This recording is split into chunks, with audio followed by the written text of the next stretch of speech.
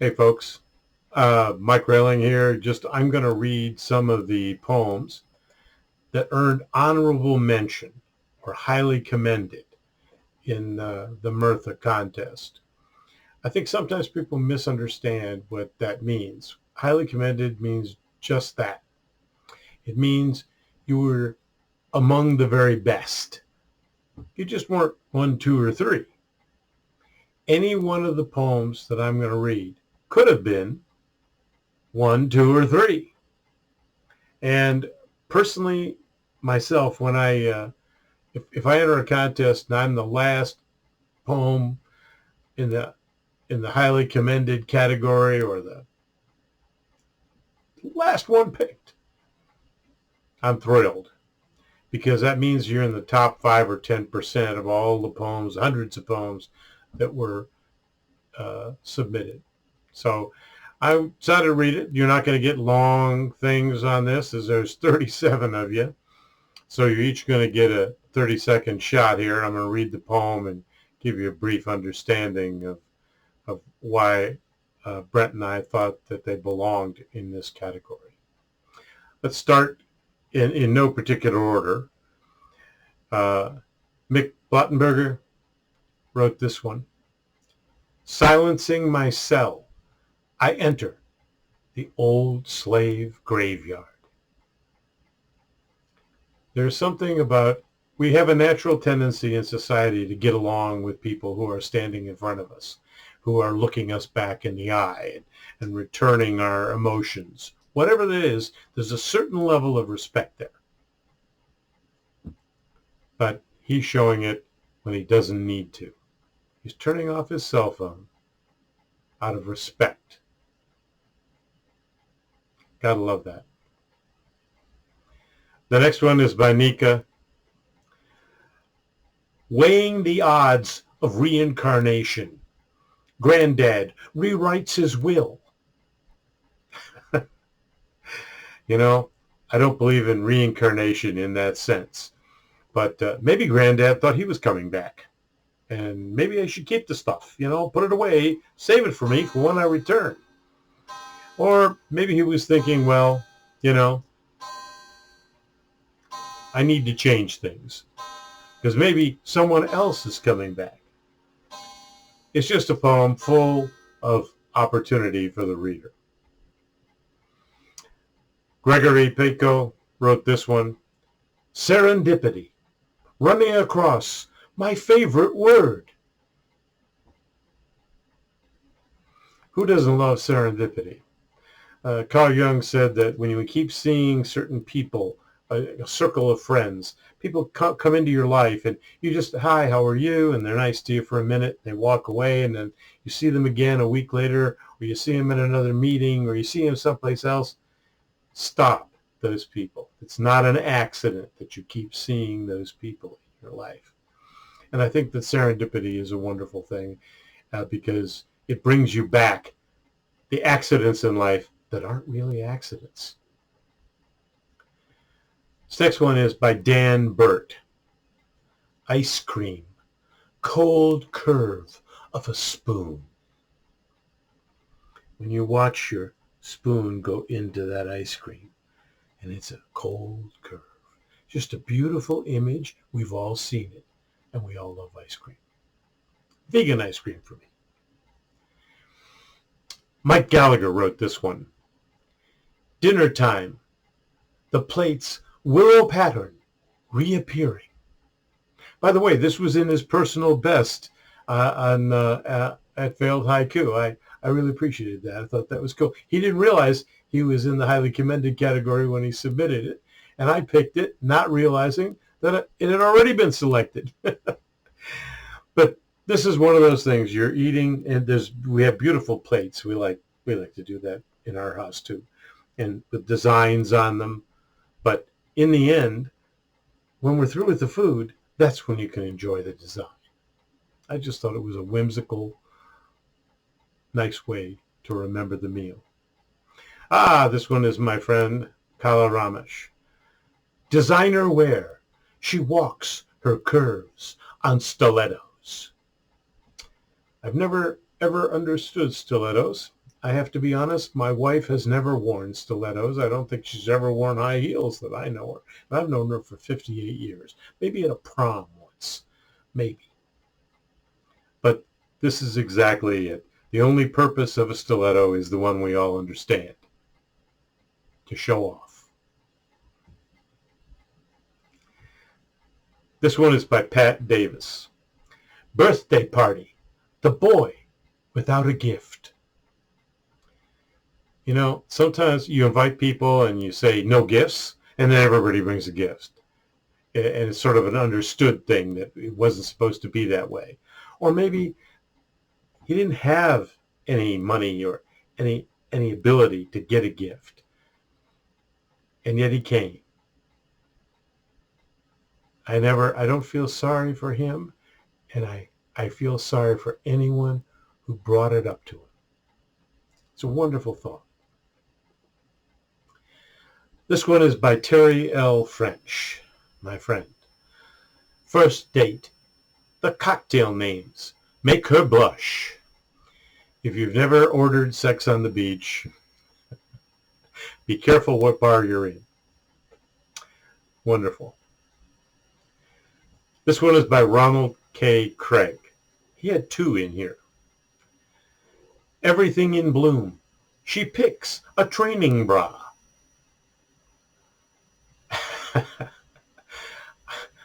It's another thing I've never understood, like stilettos. I've never understood a training bra. Do breasts really need to be trained? I don't think so. This is the second one. By the way, we judge these blind, so we have no idea when we're choosing them that who the poet is. I randomly throw them in. Glaciers melt. My child learns to tread water. These are 2 separate events. I don't think that his child is treading water in a glacier, but he's taking something that's happening in the world of nature, and he thought of it at the same time. He was thinking of the practicality of his daughter his child learning how to tread water. Something we all had to learn. You couldn't be in the pool. We had a pool for years, and you couldn't swim, couldn't tread water, can't be in the pool. And we may all be in the pool someday. Nice one, probably. This one is by Greg Schwartz. Elevator. She offers me a mint. You have to wonder, is she being kind or is she sending a not so subtle message? I'm sure that's what's going through his mind. One of my friends, Shaloka Shankar, wonderful monoku. Moving through a cloud, the diameter of sadness. What's a cloud made of? Droplets of water. I just thought putting those 2 things together that don't seem to have any connection was the perfect connection. Wonderful monoku. I'm going to have a hard time with some names here. This one is by Tomislav Sajakova. Sejakoka. I've just ruined your name and I apologize. Alzheimer's. Teaching the dog old tricks. My mother had Alzheimer's. The last 3 years of her life, she was just not there. And it was funny. Everything has to start all over again. And that's the way he's framed it. It's both humorous in one sense and sad in another. I really liked it. I apologize for not knowing your name. Jackie Pierce wrote this one. Vintage photo. Her name given only as wife. Now, was that because she was so valued that he knew her as his wife? Or was it some sign of distant disrespect that her name wasn't important, just her status? Can't figure it out. Have no idea what the poet meant. A lot to think about here and the fact that it's a vintage photo means you're going back in time when things were different. Women only are going to celebrate 100 years of having the right to vote. So you could take that either way. This next one is by Benedict Grant. And I lived in British Columbia, so I understand this one. Chinook, this morning snowman, zombified. I lived in Calgary, Alberta, and the Chinooks came in. Well, I remember one time I was barbecuing on the deck at my townhouse that overlooked the Bow River, and it was July, and we had a hailstorm, not small ones, size of golf balls, just blew me right off the deck. So Chinook winds come off the mountains, and it just knocks you right down. This one you're going to have to go look at. I'm going to read it, but you're going to have to go look at it because this is an haiku. And he's done a really good job, Michael Dudley. And we've got that favorite word again. Serendipity, a breeze of cherry petals. Now you would say, that's not a Senryu, Mike. Well, you have to go look at it. All the E's in this one are flying all over the page. They're not connected to the words they came out of. And I think that's what the focus of it for me took it away from a haiku and deep into serendipity. But go look at the poem. You'll get a kick out of it. I did too. Hemipriya Shalapin. Another name I'm having trouble with. Two-step verification. Mom asked me to ask Dad. Well, two-step verification is a way of security for us geeks, signing on to secure sites. And Hemipriya has got this thing down pat because I've had the same experience. My dad and mom were almost always in agreement, but neither one of them wanted to be out of sync with the other. They loved each other, had a 60-year-plus marriage. So I see this one, and it's a way of making sure you're not stepping over the other boundaries. And it's also another way to find out whether your child has gone to dad first and gotten turned down and now is appealing to mom. Two-step verification. I love it. This one is by Ken Sawatri.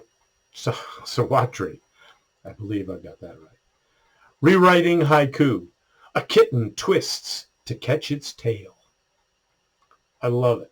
Because that's how I feel when I'm writing poems sometimes. I feel like I'm trying to catch my tail. I'm trying to figure out how to cram in the right thing. And kittens just do that naturally. They chase their tail all the time. As poets, we chase our tail, but not as easy to find your tail. To get back to the subject. Carmela Marino wrote this one.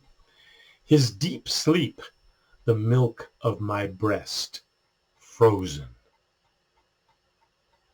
Wow. Well, I'm guessing here, and I must guess, but I can remember when my kids were around. If they were still breastfeeding when they were babies, mom would pump her breast and dad would take over. Well, what do you do when the breast milk is frozen? You wake up mom. This one is from one of my favorite poets. I don't hear from often enough. Timothy Russell. Midwinter, the blood spot in an egg makes her cry. Whew.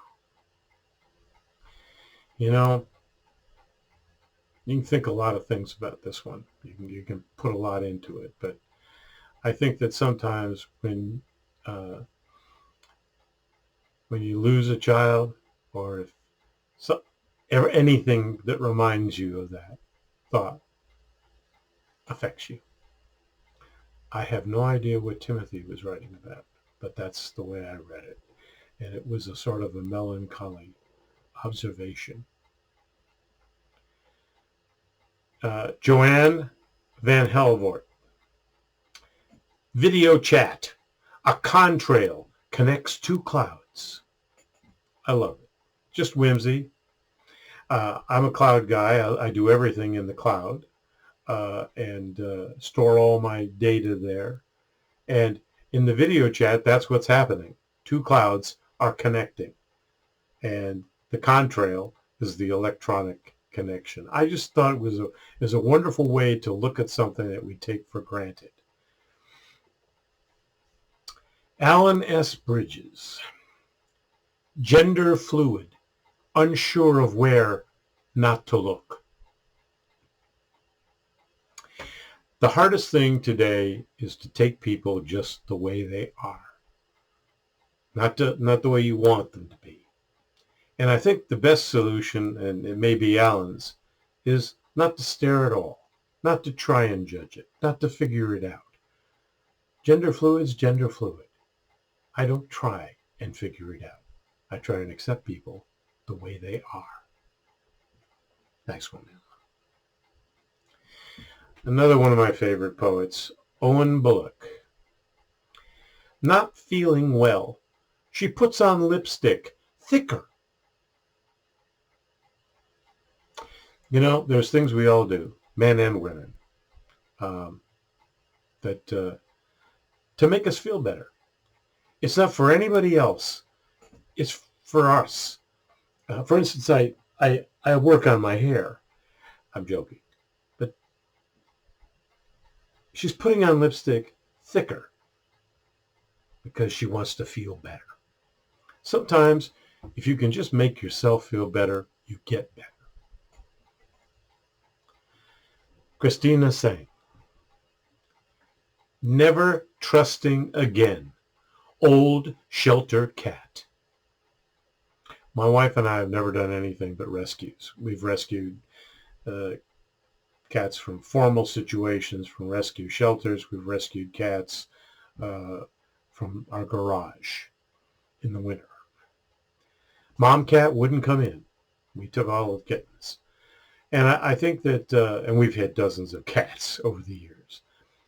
But there's that feeling, and I think there's something here Christina's trying to say about all of us. It's just like we're all old shelter cats.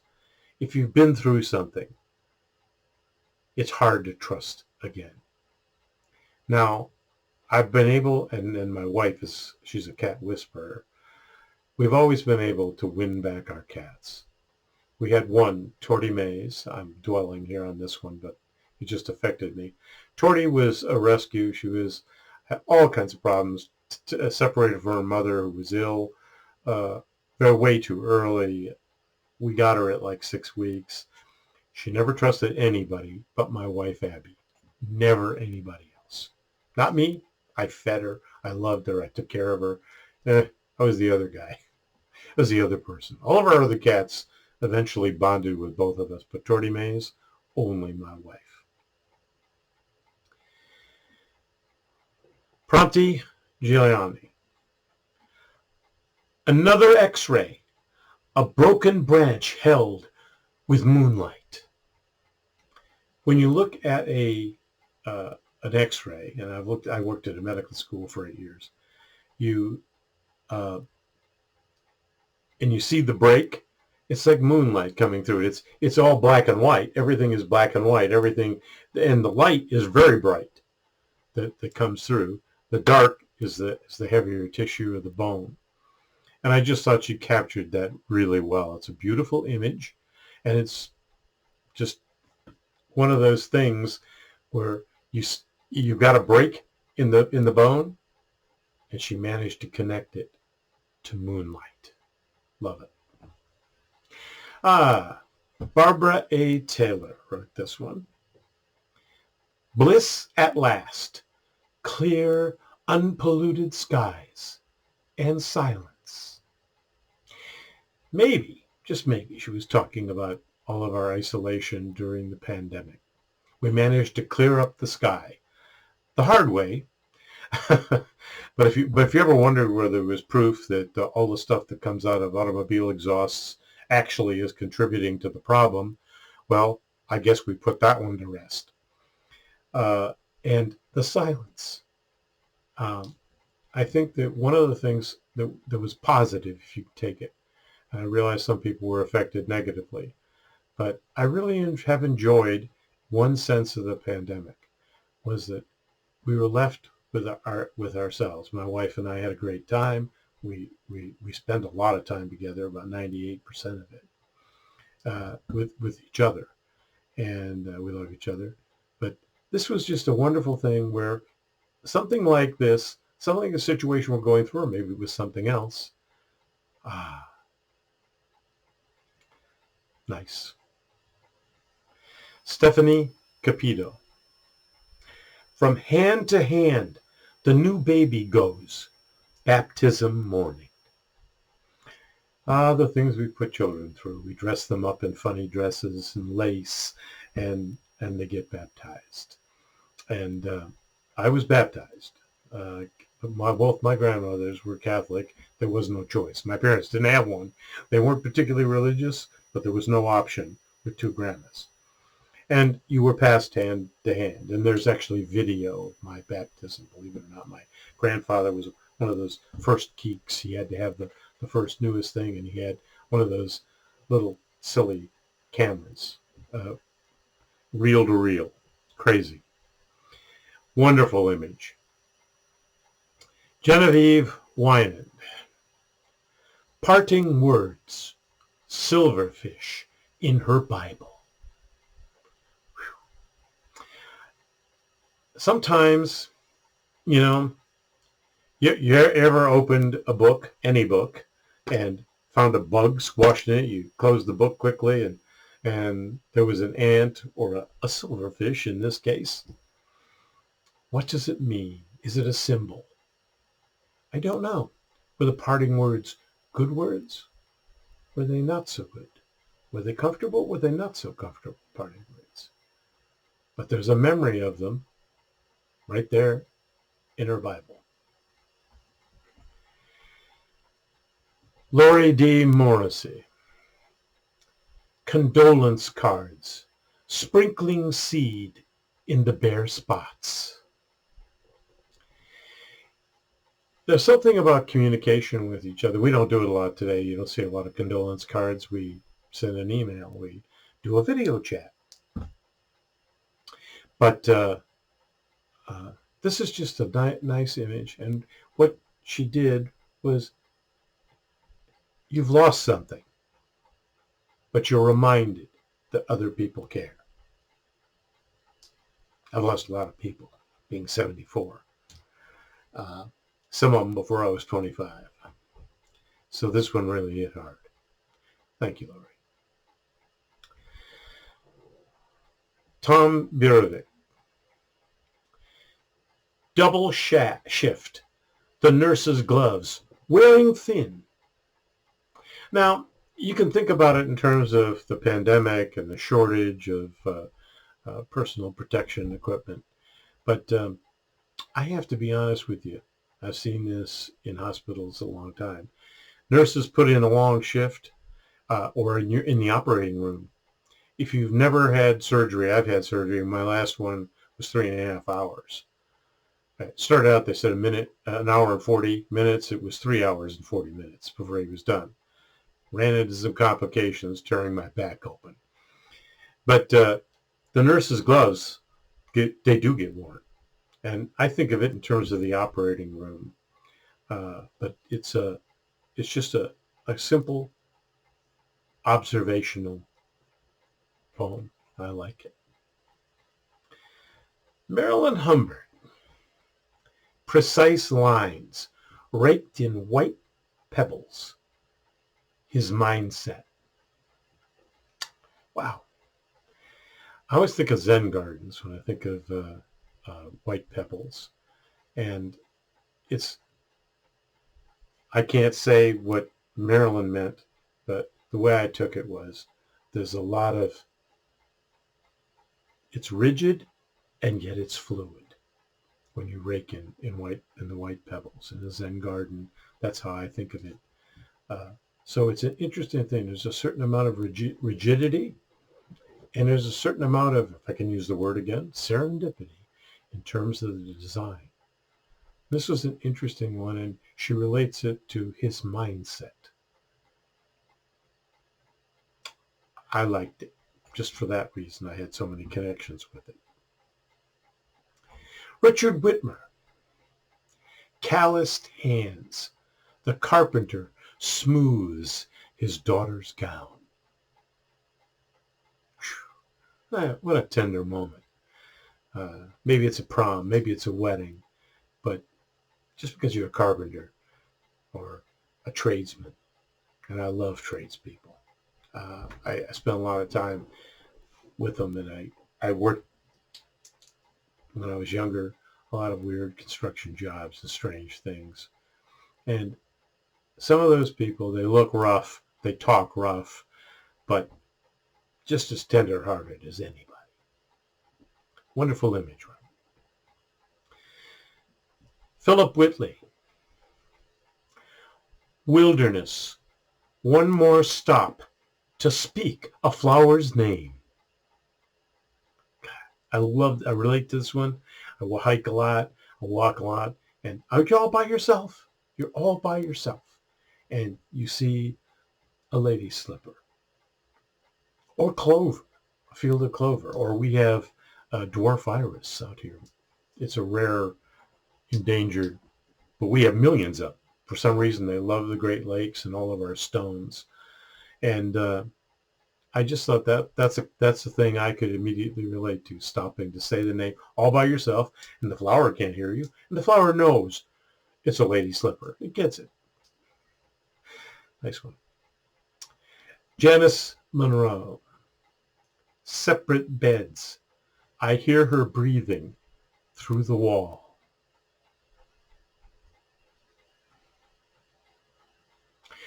Now you can take a lot of things out of this one. I'll go with a simpler one. Sometimes when we hear people, if you're in a house or a cabin, we have a lot of them out here, they don't have thick walls. And so the funny thing is this someone who's ill and she's monitoring them? Is she hearing something in the other room between two other people? Hard to say. But it's one of those things that you can fill in the blanks yourself. And I think that's the most important thing in Senryu, is that I can find more than one thing to think about when I read the poem. And I did here. In fact, I could go on for the next 30 minutes on this one, just for the fun of it. My friend, Lori A. Minor. Southern heat, the buzzing of barflies. Spent a lot of time living in Florida, also in Greenville, South Carolina, also in Malibu, California. And when you're in a bar that's hot and open, like a lot of them are, you don't care so much about the flies because you can barely talk. They'll scream at each other. I just love this one. I don't think Lori's a barfly either herself. I think she made the observation, though. This one is by Anya. Excellent poem.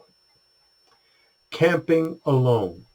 A deer tick on my back, just out of reach. You know, you go places to be alone, to be quiet, to be in tune with nature. And the worst thing that can happen to you is to discover you wish somebody was there to get that tick off my back. And particularly where I live, deer ticks are nothing like Lyme disease to wake you up. But that's a wonderful poem. Well, I've got you through 37 of them. I have managed to mangle some names. My deep apologies. But I want you to know that because you're highly commended doesn't mean you could have been 1, 2, or 3. I just want to remind you, contests aren't about who comes in first, second, or third. If Brett and I had both delayed our decision until next Thursday, they might have been different. By the way, it's a pleasure to have Brent Goodman. He's a great poet and has a great eye, and is probably he's a dear friend of mine. And I'm sure if there's somebody who doesn't like Brent Goodman, I don't want to meet him. He's a great guy. Thank you, Brent, for being the judge here on the Murtha this year again, and I appreciate it. Hope you all enjoyed, and I'm going to get back my internet here shortly in a couple of months, and I hope to do more of these. Thank you.